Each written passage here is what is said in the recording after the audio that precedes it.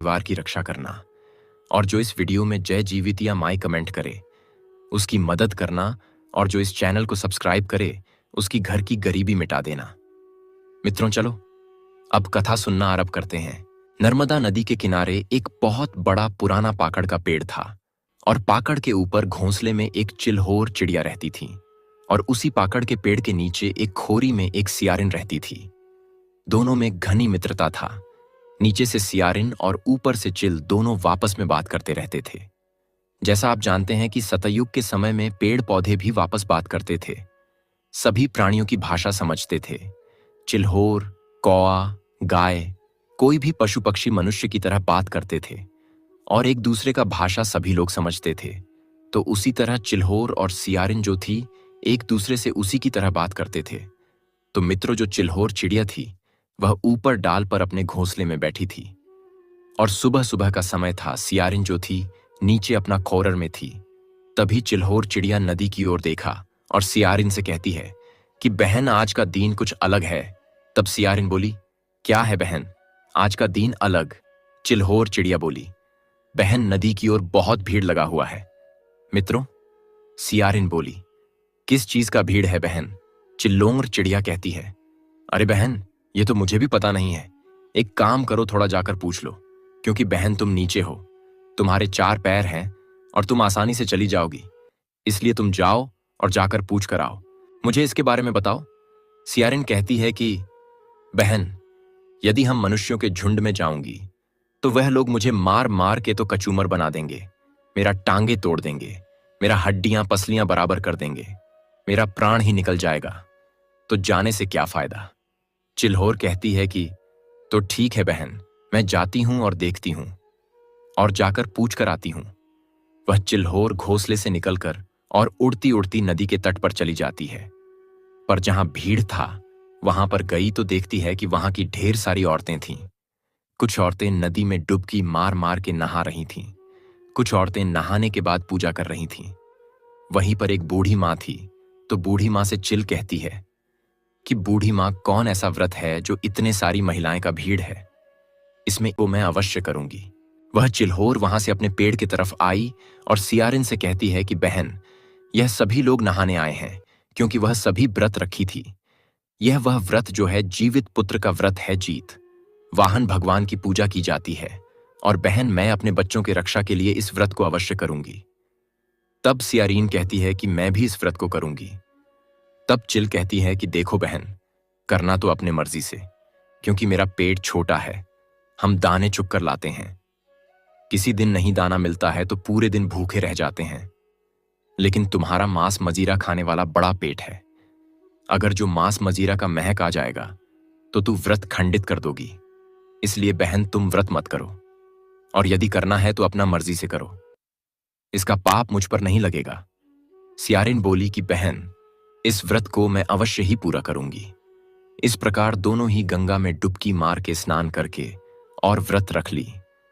बेचारी चिल्होर रानी जो थी उसी दीन चुनकर दाना लाकर अपने घोंसले में रख दी, और अपने बच्चे से बोली कि बेटा, व्रत का दिन मैं तुम्हें अपने चोंच से भोजन नहीं करा पाऊंगी, तुम लोगों को खुद के चोंच से भोजन करना होगा।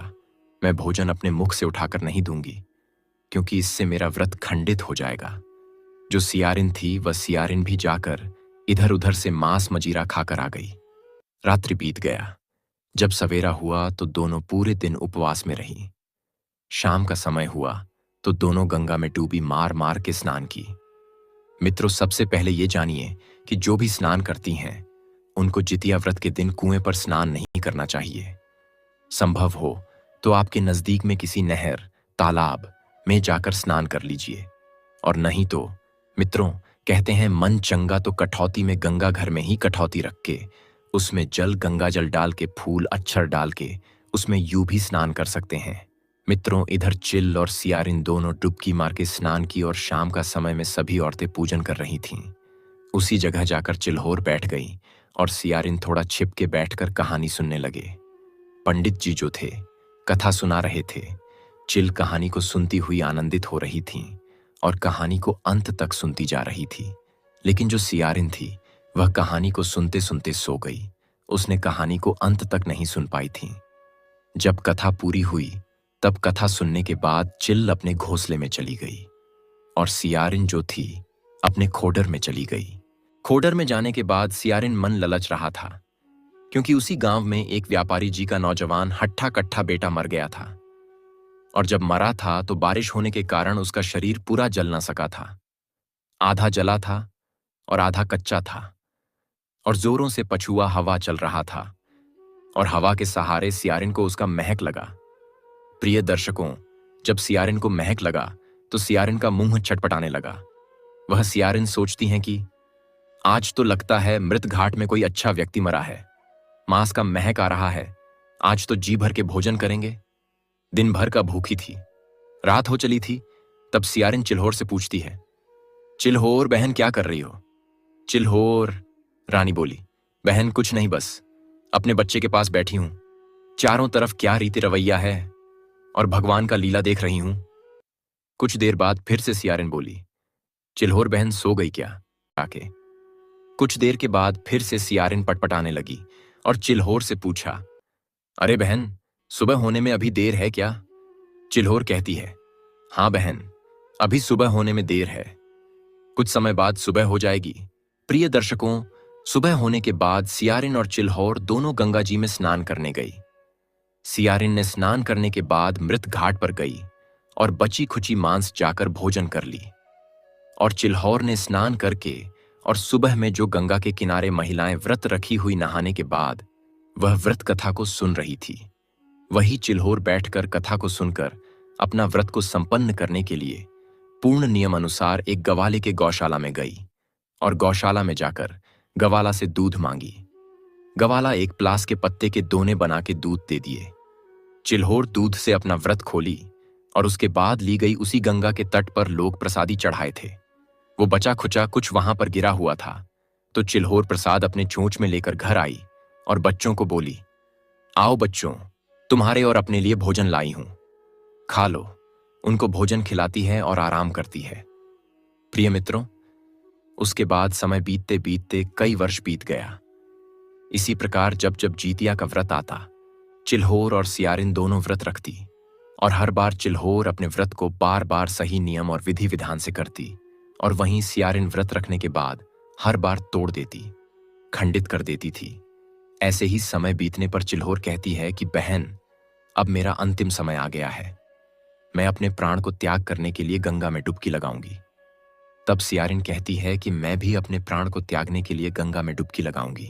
सियारिन जब गंगा में कूदने लगी तो कहती हैं कि हे गंगा माता, अपने शरीर को इस जल में त्याग कर रही हूं, लेकिन मेरा जन्म एक राजघराने में देना, एक बड़े व्यापारी के यहां देना, और ब्याह मेरा राजघराने में हो और मैं राजा की पत्नी बनूं। तब चिल्होर कहती है कि हे गंगा माता, मैं अपने शरीर को त्याग कर रही हूं, लेकिन मेरा जन्म एक व्यापारी के यहां देना और मेरा ब्याह एक मंत्री के साथ हो। इस प्रकार से दोनों की मृत्यु हो गया। दोनों एक व्यापारी के घर में जन्म लिए, और जो सियारिन थी उसका दूसरे जन्म में उसका नाम शीलावती और चीलोर का नाम कपूरावती, दोनों एक ही घर में जन्म लिए।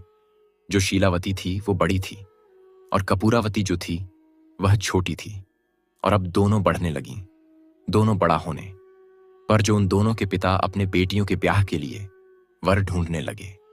ढूंढते ढूंढते राजा के घर गए। राजा का एक बेटा था, उससे ब्याह शीलावती का तय हो गया और कपूरावती का ब्याह मंत्री के बेटे से तय हो गया।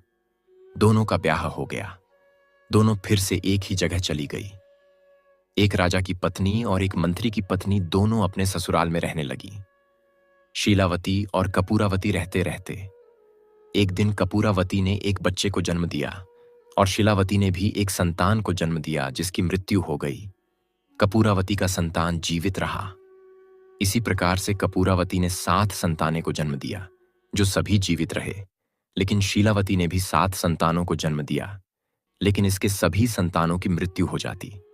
जब शीलावती के संतानों की मृत्यु हो जाती तो वह बहुत दुखी होती और सोचती कि कपूरावती के बच्चे जीवित क्यों रहते हैं और मेरे मर जाते हैं। यह सब सोच सोच के जलने लगी कपूरावती से, और उसने उसके 7 पुत्रों को मारने के लिए साजिश किया और अपने सिपाहियों को बुलाया और उनसे कहा, सिपाहियों, जो कपूरावती के 7 पुत्रों के शर को काट दो। इस प्रकार से कपूरवावती के पुत्रों के शर सिपाहियों से कहकर कटवा दिया। लेकिन कपूरावती जितिया का व्रत की थी। जीवित भगवान की कृपा से उसके 7 पुत्र जीवित हो गए, एक भी नहीं मरे। धीरे समय बीत रहा था। एक दिन का बात है कि शीलावती पूरा तरह से हरना थरना ले ली और जाके कोप कक्ष में सो गई। जब कोप कक्ष में सो गई तो राजा गए और कहने लगे कि रानी, क्या हुआ और क्यों आप इतना क्रोध में हैं? शीलावती कहती है कि हे राजन, मेरा एक कहना मानिए, नहीं तो हम अपना प्राण को त्याग दूंगी। राजा कहते हैं कि आप कहिए क्या हुआ, मैं वचन देता हूं आपकी कही हर एक बात पूरी होगी। तब शीलावती कहती है, हे राजन, मेरी बहन के 7 पुत्रों को मारकर उनका सर मुझे दे दीजिए, तभी मैं अन्न जल ग्रहण करूंगी, नहीं तो मैं अपना प्राण त्याग दूंगी। प्रिय दर्शकों, उस सप्तमी का दिन था। राजा कहते हैं कि हे भगवान, एक तो तुम खुद अपने बच्चे का जन्म देती हो और वह मरा हुआ पैदा होते हैं, और तू दूसरे का बच्चे के लिए इतना निर्दयी बन गई हो। ऐसा पाप हम नहीं करेंगे, भली मेरा वचन ही क्यों ना झूठा हो जाए, लेकिन मुझसे यह पाप नहीं होगा। रानी बोली, तो ठीक है, तब आप अपनी पत्नी को त्याग कर दीजिए। यह बात सुनकर राजा का दिल दहल गया और अपने शेर सेना सहित मंत्री के 7 पुत्रों को घुमाने के लिए वन में लेकर चले गए, और वन में ही मंत्री का 7 बेटे को मार डाले और पत्ते से उनका शरीर को छिपा दिए, और उसका गर्दन सर को लेकर और एक बोरी में बंद करके रानी को दे दिए, जो शीलावती व 7 सरों को पिटारी में बंद कर दी, और अलग अलग मोहरे बना के उसे अपने सिपाहियों से कपूरावती के पास भेज दिया। कपूरावती कहती है कि भाई, मेरे घर में जाकर रख दो। कपूरावती उसको हाथ नहीं लगाई। 7वीं का दिन था। उस दिन उसका उपवास था। रात्रि हो चुका था। उसके बेटे घर लौटकर नहीं आए। उसने बहुत इंतजार की। 8वीं का दिन भी बीत गया। 8वीं के दिन बेचारी उपवास रह गई। उस दिन भी इंतजार की, लेकिन उसके बेटे भी नहीं आए। कपूरावती बार बार सोच रही थी, अपने बेटों के बारे में बहुत रोती, चिंता करती, विलाप करती हैं।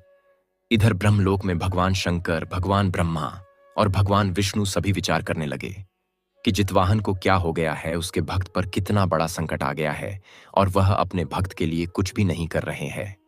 यदि यह संकट आज नहीं टला और यदि उसके पुत्र जीवित नहीं हुए, तो क्या कोई मां और भक्त व्रत रखेगी? यह तो अनर्थ हो जाएगा। तब तीनों ही भगवान जीतवाहन के पास जाते हैं। जीतवाहन ध्यान पर थे। उन तीनों परमेश्वर ने उनका ध्यान से जगाया और कहा, देखिए पृथ्वी पर आपके भक्त के साथ क्या हो रहा है। तुम्हारे भक्त के साथ अन्याय हो रहा है। जितवाहन तुरंत चले गए। शीलावती के घर, उसके घर जाकर उसके संदूक में भरे हुए 7 सर को ले आए और वन में ले जाकर उसे जोड़कर और अमृत जल छिड़क दिए। 7 पुत्र जीवित हो गया, और 7 पुत्र को जीवित हो जाने के बाद वह सभी पुत्रों को घोड़े पर सवार करके कपूरावती के घर भगवान जीतवाहन स्वयं पहुंचा दिए। कपूरावती बहुत चिंतित थी कि अरे, रात्रि बीत गया है, मेरे बेटे अभी तक नहीं आए। तभी उसके पुत्रों ने दरवाजा को ठोका खोलने के लिए। वह भागती दौड़ती दरवाजे के पास आई और दरवाजा खोली। जब दरवाजा खोली तो सभी बेटे पर नजर पड़ा। तब उसके बेटों ने अपनी माता को सारा हाल बताया कि हमें राजा साहब वन में ही छोड़ दिए थे और वह लौटकर चले आए थे। यह सब सुनकर कपूरावती कुछ नहीं बोली, अपने पुत्रों को घर में लेकर चली गई। सुबह हुआ तो सुबह प्रातःकाल में ही स्नान की। स्नान करके अपने पुत्रों को भी स्नान करवाई, और पूजन के समय कपूरावती भगवान जीतवाहन का पूजा की। पूजा करके और मन ही मन सोचती है कि मेरी बहन ने मेरे लिए क्या भेजी है, जरा देखते हैं। जब संदूक को खोलकर देखी तो उसके बच्चों का सर सोने का गहने, हीरे, जवाहरात में सब बदल गया था। बेचारी अपना हीरा जबरात के गहना पहन के और पूरा तन को जड़ ली। बड़े बड़े सोना चांदी थे, हीरे का हार था, उसके बेटे के लिए सोने का कड़ा था, और यह सब जीतवाहन भगवान का कृपा है। वहां से रानी चुपचाप चली गई और घर आकर एक चिट्ठी लिखी। चिट्ठी लिखकर और सिपाही को, और हे सिपाही, ये चिट्ठी ले जाकर मंत्री जी को दे देना। सैनिक ने वह चिट्ठी ली और ले जाकर मंत्री जी को दे दिया। मंत्री चिट्ठी पढ़कर बोले कि ठीक है। मंत्री जी घर आए और अपनी पत्नी से बोले कि रानी, आपको महारानी ने आपको बुलावा भेजा है और तुमको ले जाने के लिए रथ और घोड़े आए हैं।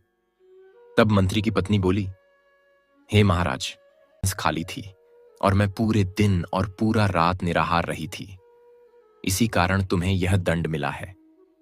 बहन, जो भी यह व्रत सच्चे मन से सच्चे हृदय से करते हैं, उनका पुत्र का लंबा आयु हो जाती है, घर में धन की वृद्धि होती है, सुख शांति मिलती है। लेकिन बहन, तूने एक व्रत खंडित की थी।